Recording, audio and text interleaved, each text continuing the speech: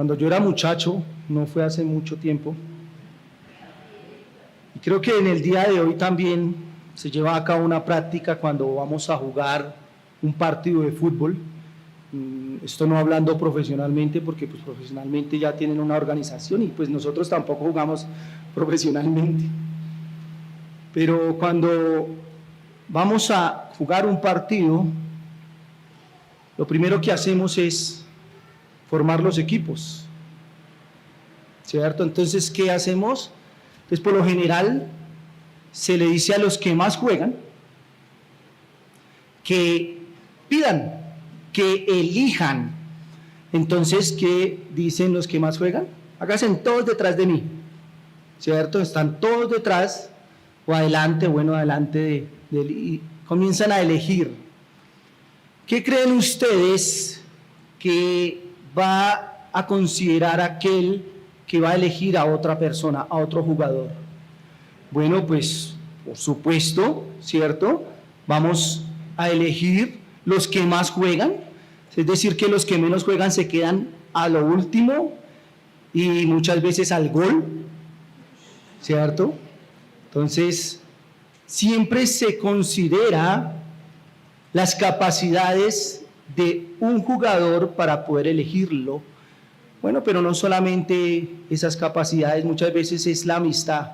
Es que siempre me la paso con él, se pide. Así que allí vemos una elección. Pero ¿por qué se da esa elección? Por las capacidades, por los intereses. Quiero que continuemos, mis hermanos, estudiando acerca de la doctrina o la segunda doctrina de la gracia, que es la elección incondicional.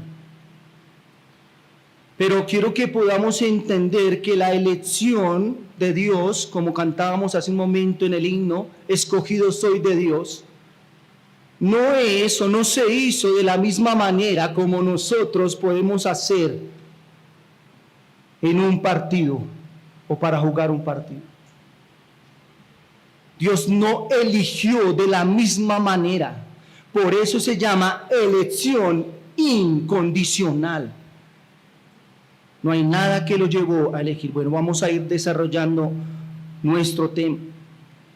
Así que la segunda doctrina de la gracia es la elección incondicional, y hace 8 días dejamos al hombre en una condición de depravación total, es decir, muerto para los asuntos espirituales. Su depravación es profunda, total. Pero hoy veremos que Dios, que es rico en misericordia, escogió de esa raza caída. Toda la raza estaba allí. ¿Qué dice la Biblia? No había ni un justo. Nadie era bueno. Así que estaba toda la raza caída, y de esa raza caída, Dios quiso mostrar misericordia y derramó su gracia salvadora, y al resto de la raza humana lo dejó en su estado para manifestar en ellos su justicia.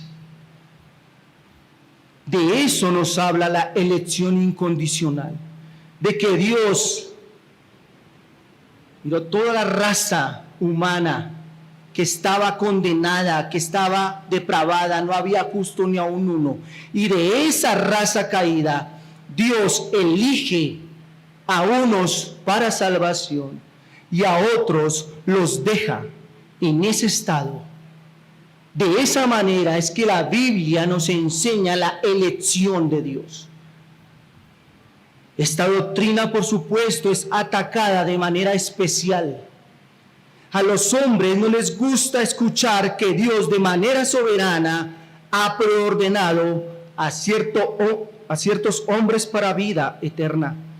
Les molesta escuchar que Dios elige para salvación. Les gustaría que se les afirme en la idea de que es el hombre el que elige a Dios, que el hombre tiene la última palabra en la salvación. Es más satisfactorio para el hombre escuchar esto. Pero como ya aclaramos, el hombre está en una condición que lo imposibilita para buscar la salvación, para elegir a Dios y para convertir su alma de la impiedad a la santidad. Sin embargo, alguien dirá, pero hermanos, muchos creen, entonces, si el hombre no puede buscar a Dios, ¿por qué hay hombres que lo buscan? Si el hombre está totalmente incapacitado, muerto en sus delitos y pecados, ¿por qué hoy hay hombres que pueden buscar a Dios?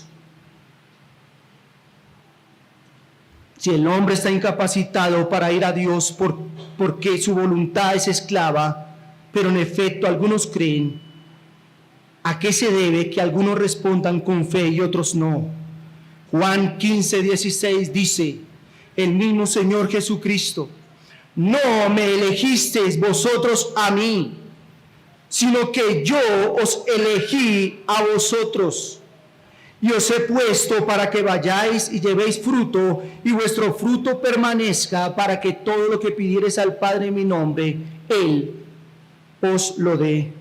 La respuesta a la pregunta de por qué unos creen y otros no, por qué unos vienen a Cristo y otros no, es que Dios eligió a algunos para que puedan ir a Él, y a otros los dejó en sus delitos y pecados. Hermanos, esta doctrina se ataca. Para muchos, la doctrina de la elección incondicional es pensar que Dios es una clase de monstruo, injusto. ¿Cómo así que Dios elige? ¿Por qué? Dios es tirano. ¿Cómo va a dejar a unos para vida y a otros para muerte? ¿Acaso luego Dios no es amor? Por supuesto que Dios es amor. Pero quiero que hoy entendamos de qué manera Dios eligió. Cuando entendemos cómo Dios eligió, podemos entender que Dios no es un Dios injusto. Leímos Romanos, ¿y usted cree que hoy nosotros nos enfrentamos a esa pregunta de Dios es injusto? No, hermanos, el apóstol Pablo también lo enfrentó.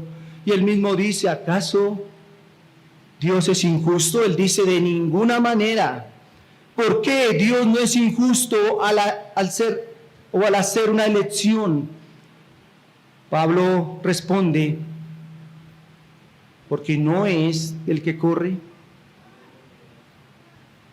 Dios mismo dice, no es el que corre, es del que yo quiero tener misericordia. ¿Quién obra en la salvación? Únicamente Dios. ¿Acaso Dios no es un Dios soberano para que le digamos por qué hiciste esto? Por supuesto que sí. Así que lo que quiero que hagamos en esta mañana es que veamos que en la Escritura se nos muestra que hubo, porque eso fue en la antigüedad, eso fue antes de la fundación del mundo. Cantábamos hace un momento, esto se hizo allá, en el principio, antes de la fundación, el plan fue hecho, antes. Pero quiero que veamos que la palabra de Dios nos habla de que hubo una elección, de que Dios eligió, pero cuando hablamos de elección tenemos que hablar de la doctrina de la predestinación. Y cuando hablamos de la predestinación, muchos, esa palabra, no, es que esa palabra no es bíblica. Bueno, le voy a mostrar que sí es bíblica. Claramente lo dice. Así que quiero que definamos y vayamos sobre la Escritura para ver las palabras elección y la palabra predestinación. Y un segundo punto general que vamos a trabajar en esta mañana es de qué manera Dios eligió. ¿Cómo fue que Dios eligió? Vayamos entonces sobre lo primero. Debemos decir que cuando hablamos de elección, nos referimos al escogimiento eterno por parte de Dios de ciertas personas definidos en Jesucristo para la salvación. Esta doctrina está con claridad expuesta en la Escritura. Déjenme mostrarle unos versículos que contienen la palabra elección o sus sinónimos. No es necesaria, por supuesto, una exégesis muy profunda para entender que Dios eligió. Ahora los adversarios de esta doctrina no pueden negar que hay una elección, pues la Escritura es clara en ello, sino que el problema de ellos está en lo que significa esa elección y la base de esa elección. Muchos dicen, bueno, sí, no podemos negar. Bueno, yo sé que usted me va a venir a mis contextos que no podemos negar la elección. Ahora el asunto es que ¿qué fue lo que llevó a Dios a elegir? ¿Sí? Ellos dicen, como vamos a ver más adelante, no hoy, en otra exposición, ellos dicen que la elección se dio por la presencia de Dios, es decir, que Dios conoce el futuro, Dios vio más allá, vio quién iba a creer y lo eligió. Ellos creen esto. Así que no niegan, bueno, sí hubo una elección, pero ¿de qué manera la hubo? Pero nosotros no creemos en eso. Dios eligió porque lo quiso conforme a su voluntad. Mateo 22:14.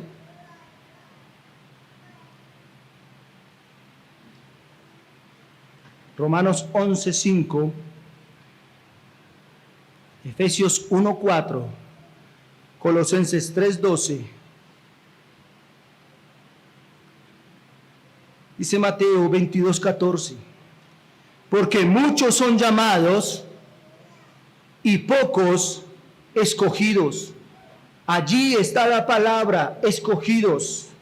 En Romanos 11:5 dice, así también, aún en este tiempo, ha quedado un remanente escogido por gracia. ¿Por qué fue escogido ese remanente? Por gracia, no porque hubiera algo en ellos, por gracia. Efesios 1:4, según nos escogió en él antes de la fundación del mundo, para que fuésemos santos y sin mancha delante de él. ¿Qué nos dice la palabra de Dios? No necesita, como le dije, hacer exégesis a esa palabra. No necesita ir allí a la concordancia, venga a ver si es que no la veo. Hermano, ahí está.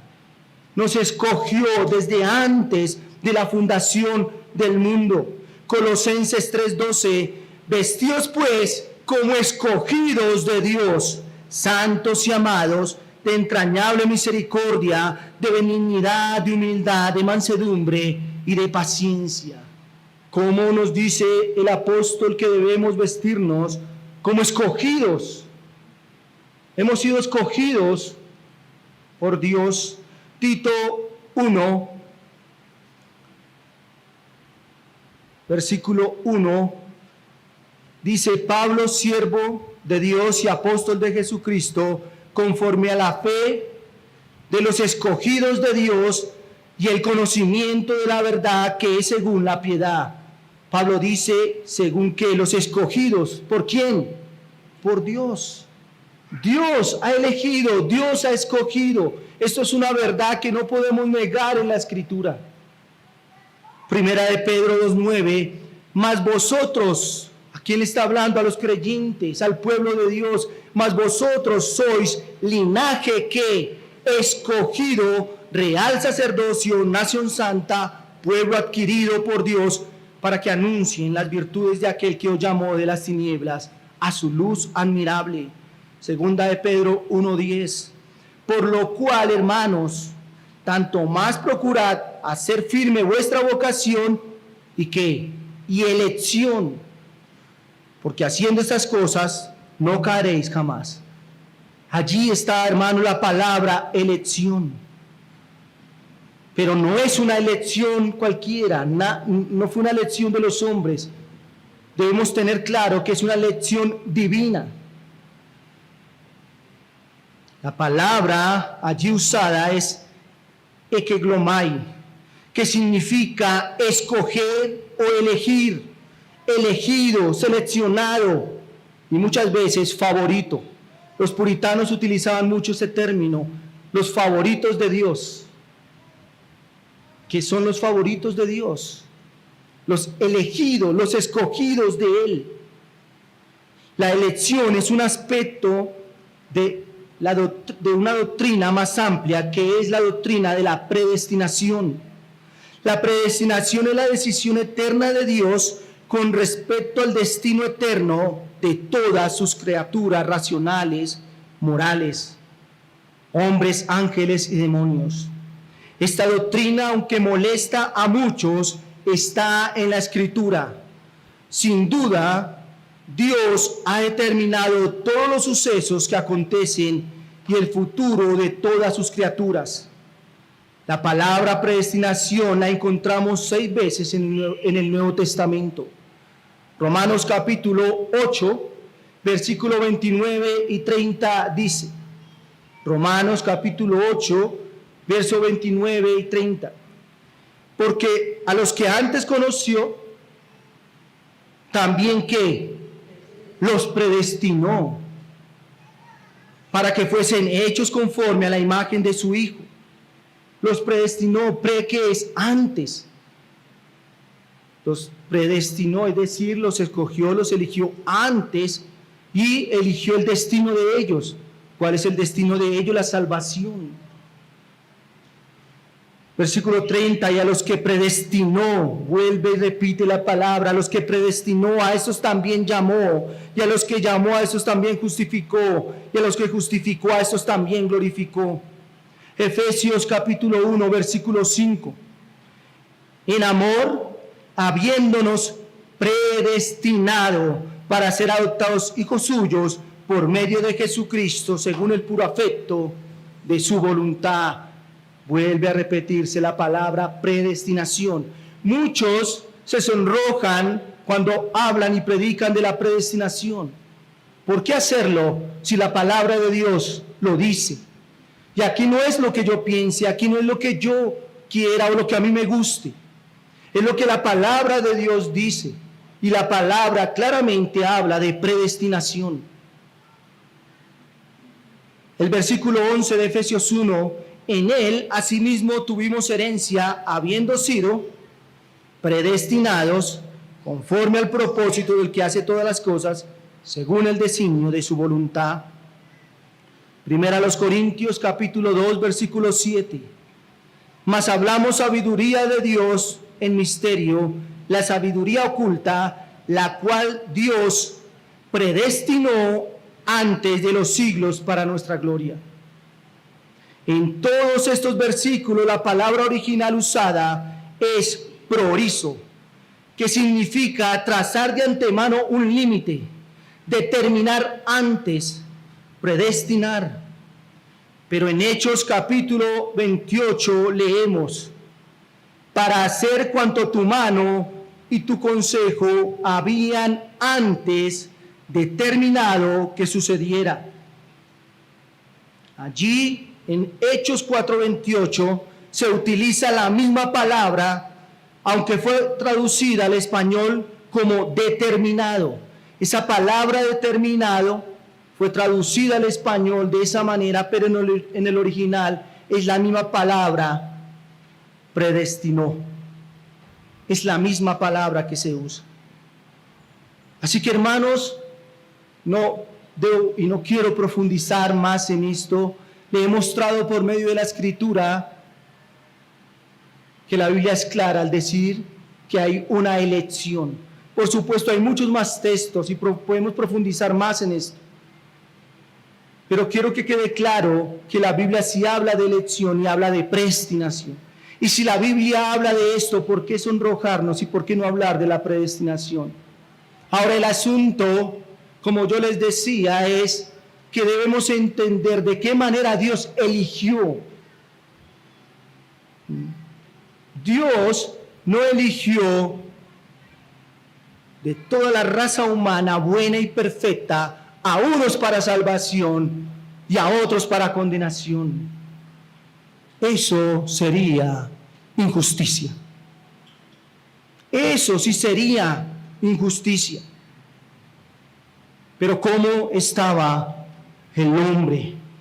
¿Cómo dejó el pecado a toda la raza humana, muerta en sus delitos y pecados? ¿Qué merecía el hombre? Castigo eterno. Todos, ninguno de nosotros, ni siquiera el mejor de nosotros, merecía la salvación de Dios. Dios no estaba obligado a salvar a nadie, y eso debe entenderlo usted y debo entenderlo yo. Dios no estaba obligado a salvar a nadie. Más bien, Dios en su justicia estaba obligado a castigar a todos los hombres. ¿Por qué Dios es un Dios misericordioso? Porque salvó a algunos de esa condición terrible de muerte. Así que quiero que veamos cómo Dios eligió, cómo hizo Dios su elección.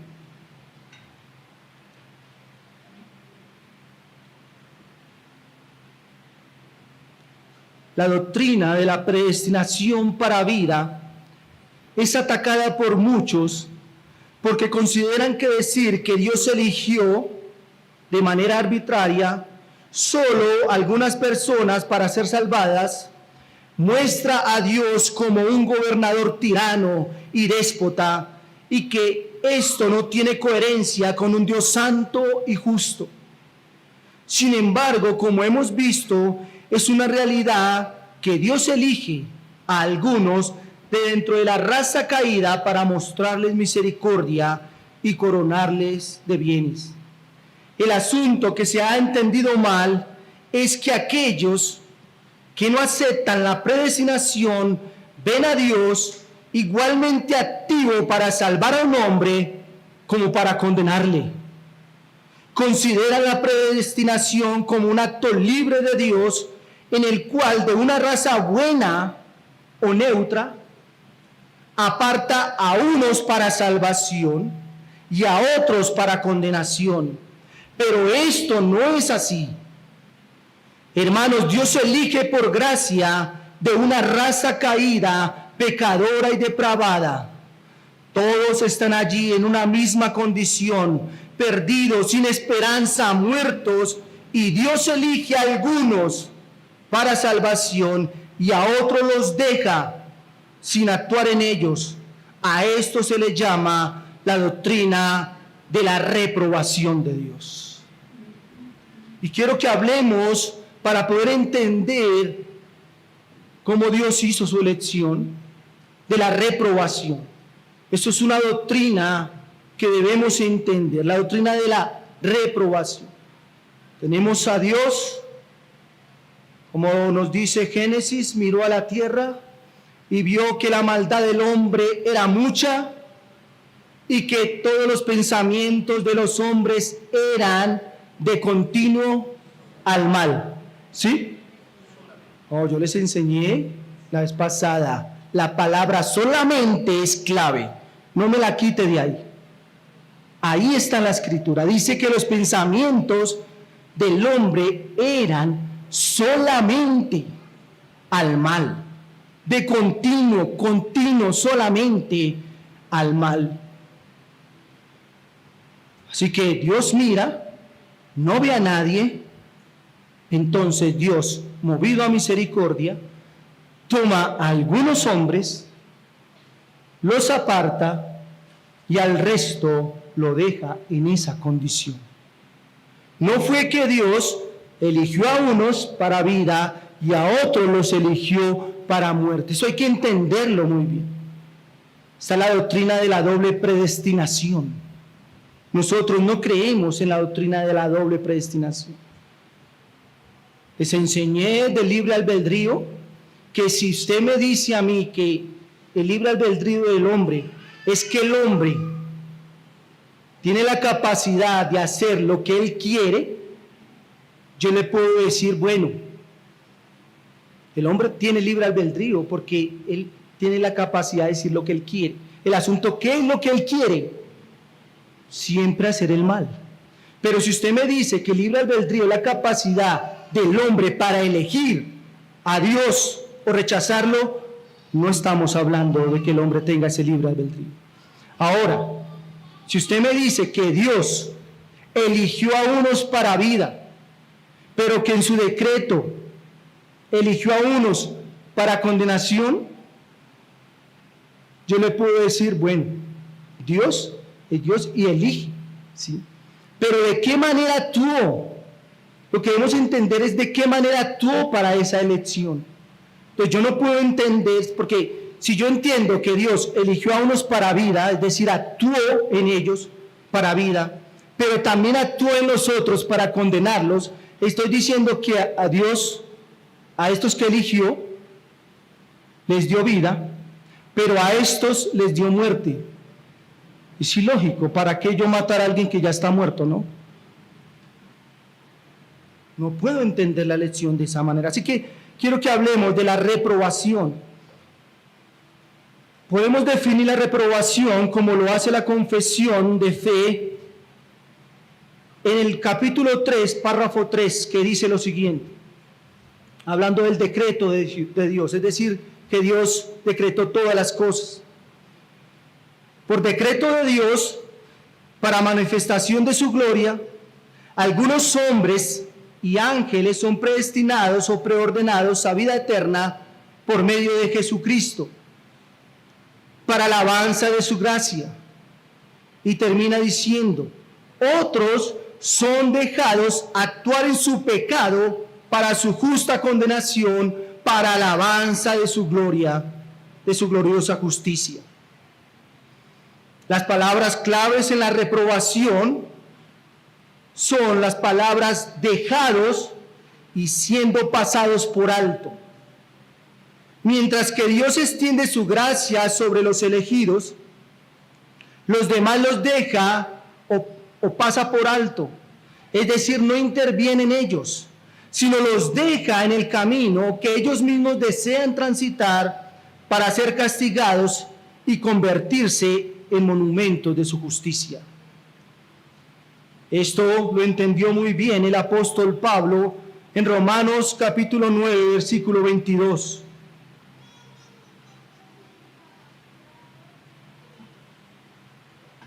Y que si Dios, queriendo mostrar su ira y hacer notorio su poder, soportó con mucha paciencia los vasos de ira preparados para destrucción. Esa palabra soportó es la palabra que se utiliza para describir la reprobación. Cuando hablamos de soportó, es que Dios no actuó, los dejó. Este texto, o en este texto se llama a los hombres dejados sin intervención divina para salvación, a aquellos que no creen y que no creerán, vasos de ira.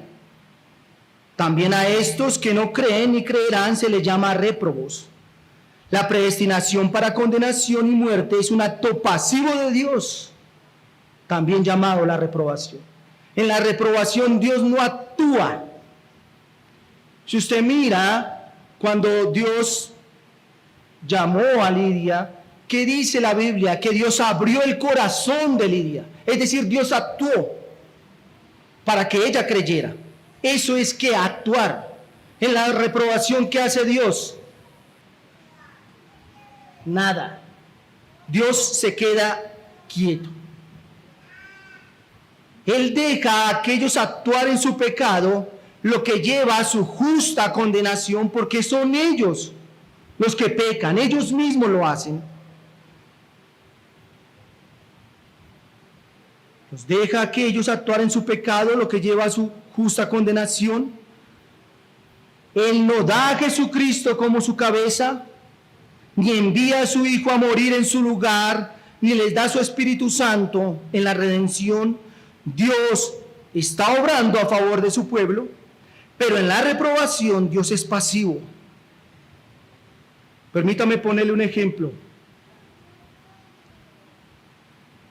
Tenemos una esfera acá, no una moneda redonda, pero no tiene todas las partes, ¿sí?, iguales. Una esfera, piensa en una esfera y piensa en una rampa. está la esfera, ¿cierto? Y yo voy a poner la esfera en la rampla. ¿Qué tengo que hacer yo para que esa esfera salga rodando? Soltarla. ¿Por qué esa esfera sale rodando? Pues su forma. ¿Por qué le dije que una moneda no? Porque una moneda, pues si se va derecho, pues rueda. Pero una esfera, todas sus partes son iguales y por donde yo la suelte, ella va a rodar. Yo no tengo que hacer absolutamente nada para que esa esfera salga rodando. Pero si yo quiero que esa esfera, aunque esté en la rampla, se quede quieta, ¿qué tengo que hacer yo? Pues ponerle la mano, actuar ahí, dejarla quieta. Este ejemplo, hermano, nos habla de que Dios, para que un hombre se condene, no tiene que hacer nada. ¿Por qué? Porque el hombre, como esa esfera, esa forma que hace rodar esa esfera, el hombre por sí mismo, por su condición, por su depravación, por su pecado, va directo a la condenación. Pero ¿qué tiene que hacer Dios para que esa esfera, o para que ese hombre pecador pueda detenerse de ir al infierno? Pues actuar, poner su mano, refrenar su pecado, cambiarle de rumbo. Eso es la elección. Dios eligió a unos. Dios actuó en nosotros, en muchos de nosotros, para que nosotros no siguiéramos el rumbo al cual estábamos destinados. Ninguno de nosotros, como esa esfera, sacó sus manitos y se detuvo en la rampla. Ninguno. Todos estábamos destinados. Dios no hace nada para lanzar a los réprobos a la condenación. Dios no empuja a los hombres a la condenación. Dios no necesita hacerlo.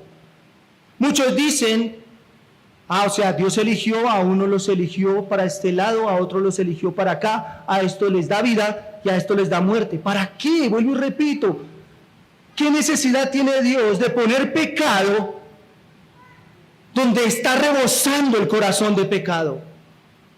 Es ilógico. Dios no necesita hacerlo. Pero Dios sí necesita actuar en un hombre para salvarlo. Dios necesita refrenar a ese hombre que va cuesta abajo. Es más, necesita hacerle dar la vuelta y llevarlo por el camino contrario para la salvación. Dios debe obrar porque el hombre no puede actuar y no puede ser salvo sin la intervención de Dios. Entienda esto, mi hermano. Dios no efectúa el pecado y la incredulidad en los réprobos, de la misma manera que efectúa y estimula las buenas obras en la fe de los elegidos. Como un teólogo dijo, en la elección Dios dio a algunos misericordia, a toda esa raza humana, de toda esa raza humana sacó a algunos. Eso es mostrar misericordia. A otros mostró justicia. Al resto que dejó ahí, justicia. ¿Por qué? Por sus propios pecados. Ellos mismos han pecado, ellos mismos merecen. Pero a ninguno de los dos le mostró injusticia. A ninguno. Dios no es un Dios injusto, porque toda la raza humana debería morir. Dios es un Dios misericordioso. Ahí es donde vemos cómo Dios ha elegido a los hombres. En la reprobación, entonces, Dios está dejando a aquellos en Adán a su justa condenación.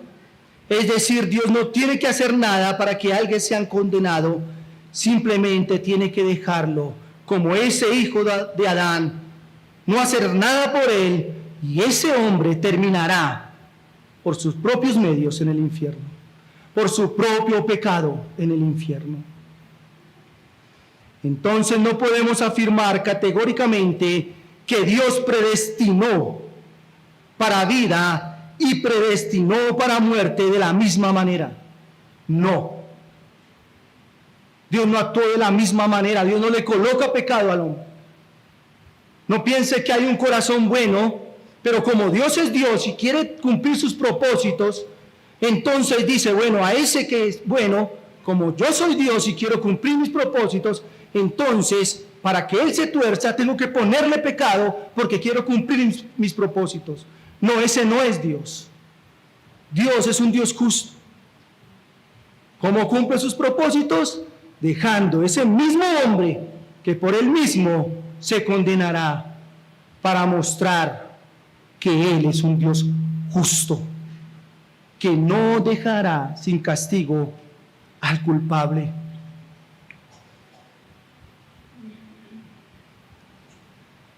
Esta creencia es defendida por el hipercalvinismo, llamada igual ultimidad. Esta enseña que Dios obra la fe y el arrepentimiento en los corazones de los elegidos para traerlos a la salvación, pero que también obra el pecado y la maldad en los corazones de los réprobos para llevarlos a la condenación. Pero frente a la doctrina de la reprobación, algunos objetan lo siguiente. Ellos dicen en la Escritura, se dice que Dios endurece el corazón de los hombres. Y yo puedo preguntar, hermanos, ¿la Escritura afirma que Dios endurece el corazón de los hombres? No me responda, voy a tomar agua y piense.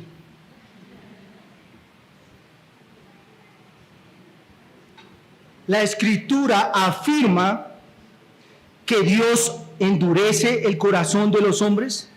La respuesta es sí, muy bien, no están durmiendo. Sí, la Biblia dice, Romanos capítulo 9, versículo 18 dice, de manera que de quien quiere, tiene misericordia, y al que quiere endurecer, endurece.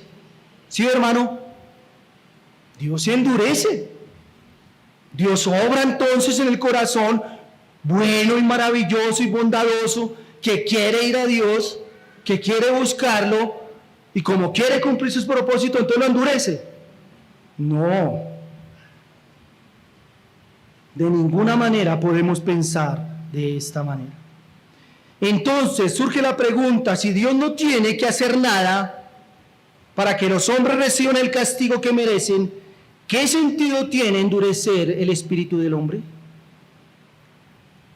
El endurecimiento, entonces, debemos entenderlo como un castigo adicional por el pecado continuo y presente del hombre. No es una obra activa de Dios que produzca el mal donde antes no lo había, sino una obra pasiva mediante la cual retira su gracia restrictiva y deja al hombre a merced de su pecado. La clase pasada les enseñaba que Dios refrena el pecado de los hombres a través de la gracia común. Hay una gracia que Dios pone sobre los hombres para que no lleguen a ser tan malos como pueden llegar a ser. Si eso no pasara, este mundo sería invivible. Y hoy usted puede decir, uy, es que es invivible este mundo. Pero Dios en su gracia refrena el pecado. ¿Cómo lo hace? Bueno, eso es algo interior en los hombres. Pero Dios lo hace, la Biblia aclara y nos dice que Dios refrena el pecado. Así que debemos entender, como se lo voy a demostrar a través de la Escritura, que el endurecimiento de corazón no podemos verlo de que Dios está obrando y está endureciendo el corazón, sino que cuando habla de endurecimiento es que Dios no actúa. Dios deja para que ese corazón malo, vuelva al ejemplo de la rampla, se vaya. Cuando Dios no obra en el corazón de un hombre, ve al hombre va a ser cada vez más y más y más malo.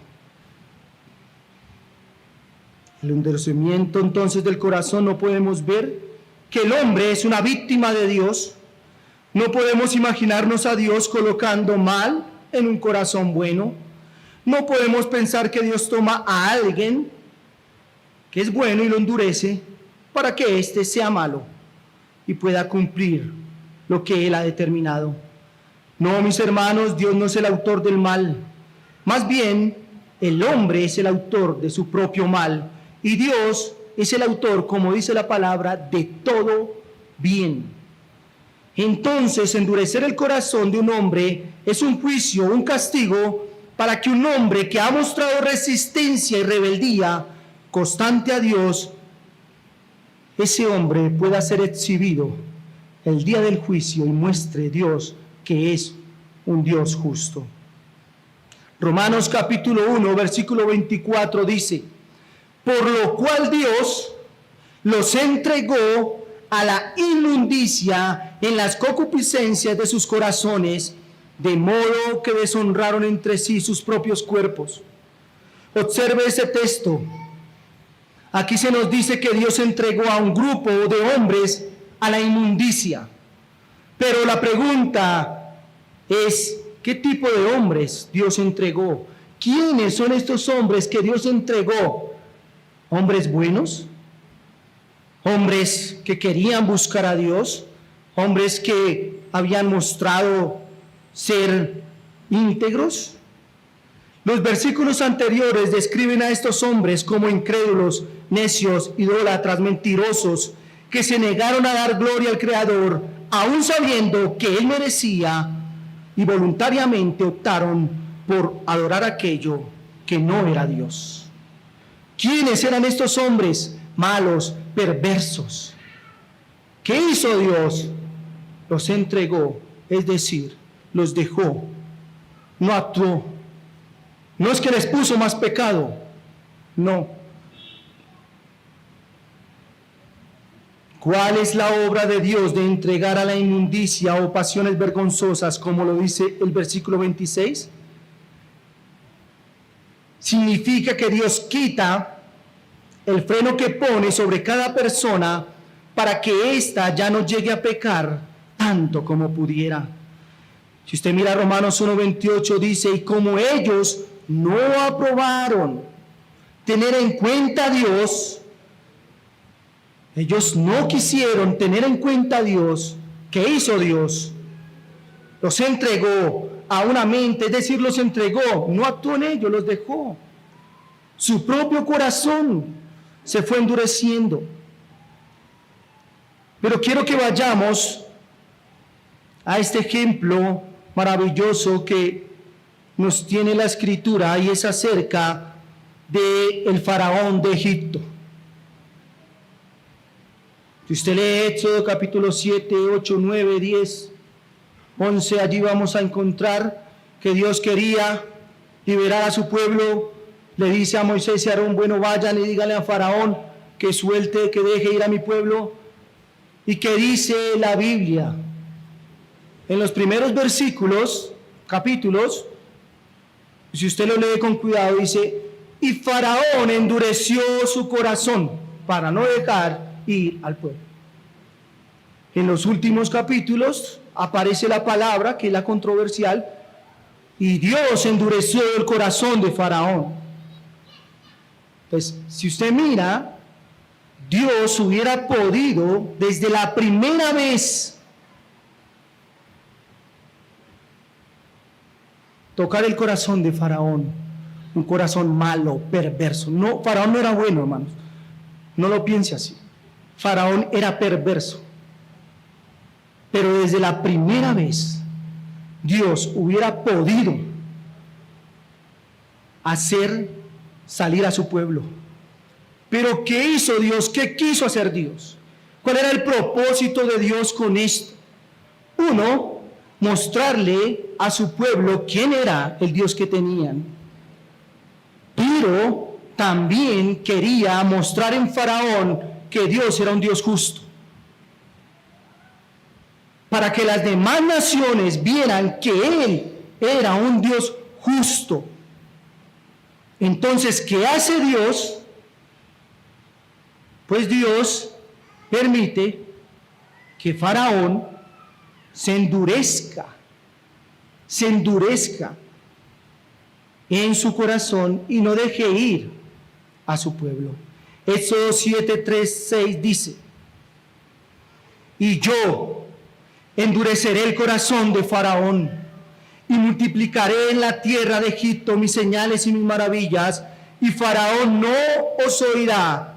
Mas yo pondré mi mano sobre Egipto y sacaré a mis ejércitos, mi pueblo, los hijos de Israel, de la tierra de Egipto, con grandes juicios. Y sabrán los egipcios que yo soy Jehová, cuando extienda mi mano sobre Egipto y saque a los hijos de Israel de en medio de ellos. E hizo Moisés y Aarón como Jehová les mandó, así lo hicieron. ¿Qué quería mostrar Dios? Su poder, por supuesto, pero su justicia. El Señor tenía un propósito con ese pueblo y era darle libertad del opresor, pero también deseaba mostrar su justicia, no solo a su pueblo, sino a todas las demás naciones. Por esto Dios no obraría, escúchelo bien, por esto Dios no obraría en la primera visita de sus siervos a Faraón. No. Cuando Dios obró, en la última. ¿Ustedes creen que es que Faraón, que dice la Biblia que se endureció en su corazón, es decir, fue más malo? Si era malo con el pueblo, esas plagas que Dios trajo lo llevó a más maldad, más endurecimiento. Pero ¿qué tuvo que hacer Dios para que ese hombre malo y perverso dejara ir a su pueblo? Cogerlo y tomarlo de acá, refrenar su pecado por un momento. ¿Y por qué lo digo por un momento? Porque apenas ese pueblo salió, Faraón volvió en sí y dijo: uy, ¿cómo así? ¿Por qué yo lo dejé ir? ¿Cómo así? ¿Qué hizo? No, vamos a ir a traerlos, voy a ir a pedirles perdón, voy a decirles que no se vayan, que me porté mal. No, él salió y estaba dispuesto a matar a toda esa gente. ¿Qué hizo Dios? Mostró su justicia. Dios mostró su justicia. Y si usted después de esto, recuerdo allá en la historia de Rahab, cuando ella dijo: es que acá en Jericó se escucha de ustedes. ¿Qué se escucha? Lo que hizo Dios, ¿cuándo? En Egipto, cuando los sacó de allí. Hermanos, Dios tenía un propósito con su pueblo. Pero Faraón tenía un corazón perverso, un corazón malo. ¿Qué podemos entonces o qué debemos entender de esta historia? ¿Dios endureció el corazón de Faraón? Sí. ¿De qué manera lo hizo? Sería la pregunta. Dios ha elegido a algunos para salvación y a otros ha elegido para condenación. La pregunta sería: ¿de qué manera lo hizo? ¿De qué manera Dios ha actuado? ¿De qué manera Dios actúa para hacer o para llevar a cabo la elección? A unos los escoge, a otros los deja. La historia nos cuenta entonces que Faraón se endurecía cada vez más. Las plagas no lograban quebrantarlo, por el contrario, su corazón seguía creciendo en soberbias al Dios de Israel. Pero esto tenía un propósito, porque Dios había decidido traer un castigo sobre él. Esto no significa que Dios estuviera obrando el mal en el buen corazoncito de Faraón. El Faraón era un hombre muy malo, muy depravado, era pecador y vil. Él tenía pecados suficientes para ser condenado por toda la eternidad, sin que Dios lo endureciera más. Lo que Dios hace para manifestar la gloria de su justicia y liberar a su pueblo es darle a Faraón mayor libertad en sus pecados para que Dios pueda traer más y más juicio sobre él. ¿Por qué hoy Dios permite la maldad de los hombres? Porque Él traerá juicio. Porque hoy el hombre acumula ira para el día de la ira, para que ese día se levante una estatua diciendo: Dios es un Dios justo porque está condenando a un hombre totalmente culpable de su maldad. Dios no tuvo que endurecer más ese corazón, pero aquellos que somos salvos debemos decir que allí se levantará una estatua de misericordia y de bondad, porque todos estábamos en la misma condición, hermanos, todos, pero Dios en su gracia y misericordia nos salvó. Romanos 9:17 dice: porque la Escritura dice a Faraón: para esto mismo te he levantado. ¿Para qué Dios levantó a Faraón? ¿Para qué Dios permitió que Moisés y Aarón fueran tantas veces allá adelante? Muchos viéramos o leemos esta historia y decimos: pero es que Dios tantas veces, ¿por qué no lo hizo antes? Dios tenía un propósito. Pero para esto mismo te he levantado, para mostrar en ti mi poder y para que mi nombre sea anunciado por toda la tierra. Vemos entonces la paciencia del Señor soportando a Faraón para lograr manifestar su gloria en el juicio. Dios podría haber liberado a los israelitas de Egipto con la primera visita. Sin embargo, el Señor quiso mostrar su justicia sobre Israel, mostrando su ira sobre Egipto por su pecado. Al estar Dios decidido a destruir al Faraón, lo destinó a la destrucción y a la condenación, no solo en esta vida, sino también por la eternidad en el infierno. Dios sabía perfectamente lo que haría el Faraón, porque así lo había ordenado, pero Dios tenía un propósito, hermanos. Pero no quiero que entienda que cuando la Biblia habla de que Dios endureció el corazón, es que Dios está poniendo pecado donde no lo hay. Así que no podemos entender que la salvación o que la elección para vida y la elección para muerte actúan de una manera simétrica, es decir, de la misma manera. No. Por eso Dios puede ser un Dios justo. ¿Qué podemos entonces concluir en esta mañana de lo que hablamos? Hermano, la reprobación es el decreto pasivo de Dios de dejar perecer a quienes están en pecado. También como juicio sobre el pecado presente, los entrega a más pecado, para que sean castigados y Dios se manifieste glorioso en su justicia e ira. Pero la predestinación a la muerte debe matizarse. Hemos señalado el error de creer que Dios obra de la misma manera en la elección que en la reprobación. También podemos concluir el hecho de que creamos en Cristo, o el hecho de que creamos en Cristo no se debe a nada en nosotros, sino simplemente a la gracia y el amor soberano y distintivo de Dios. La doctrina de la reprobación, al igual que la elección, es sin duda un gran misterio, pero es una verdad que enseña las Escrituras y por tanto debemos aceptarla, incluso se va en contra de nuestras tradiciones o sentimientos. Nuestra lealtad debe ser a Dios y a su palabra. Él es la máxima autoridad en justicia y santidad. Sus juicios son siempre justos y son verdad. Hermanos, la doctrina de la elección está plasmada en la Escritura.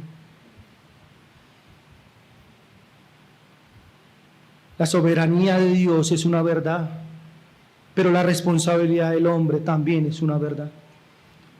Y así no nos venga bien a nosotros, debemos aceptarla porque está en la Escritura.